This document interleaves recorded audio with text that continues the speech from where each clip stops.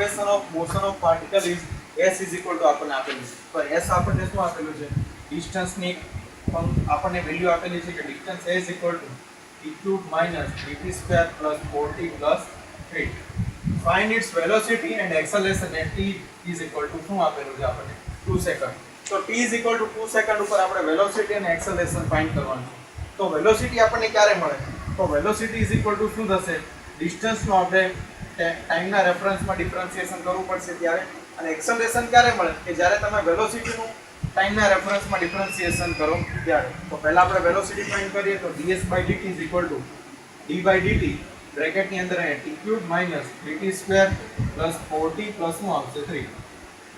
તો અહીંયા t cube નું તો આપણો કયો રૂલ્સ લાગુ પડશે? દરેકમાં આમાં એક જ રૂલ્સ લાગુ પડશે કે d of dx x raise to n હોય તો આપણી શું આવે? n આગળ આવે nx n - 1 થશે. તો અહીંયા શું થશે?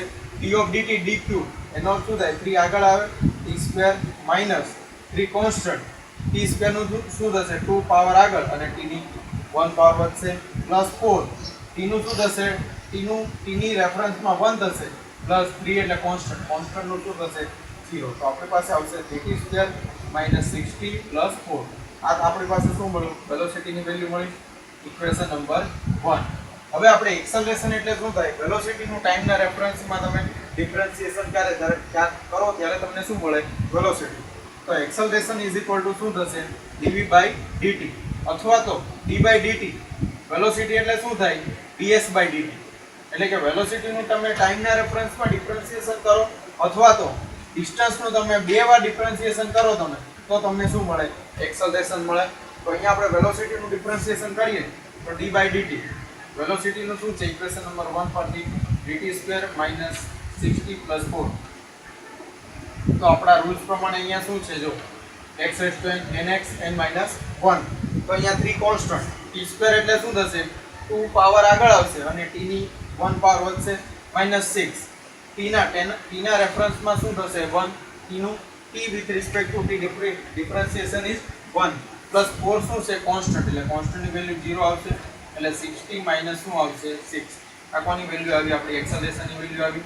તો આપણને વેલોસિટી અને એક્સેલરેશન મળી ગયું. પણ આ બંનેની આપણે વેલ્યુ ફાઇન્ડ કરવાની છે. ક્યારે? At t is equal to 2 second. તો આપણે t is equal to 2 second લઈએ તો વેલોસિટી ઇઝ ઇક્વલ ટુ શું થશે? તો dt સ્ક્વેર માઇનસ 60 પ્લસ 4. તો dt સ્ક્વેર માઇનસ 60 પ્લસ 4. તો જ્યાં જ્યાં t હશે ત્યાં આપણે શું મૂકવાનું છે? 2 સેકન્ડ મૂકવાનું છે. તો 2 પ્લસ શું થશે? 4. તો 3 2 નો સ્ક્વેર એટલે 4 માઇનસ 6 2 12 પ્લસ 4. તો અહીંયા શું આવશે? 12 માઇનસ 12 પ્લસ 4. તો 12 કેન્સલ 4 મીટર પર સેકન્ડ. આ કોની વેલ્યુ મળી આપણને? વેલોસિટીની વેલ્યુ મળી. એવી જ રીતે આપણે શું ફાઇન્ડ કરવાનું છે? એક્સેલરેશન. તો એક્સેલરેશન ઇઝ ઇક્વલ ટુ શું છે? કે 60 માઇનસ 6. તો 60 માઇનસ 6 તો t ઇઝ ઇક્વલ ટુ આપણે કેટલા મૂકશું?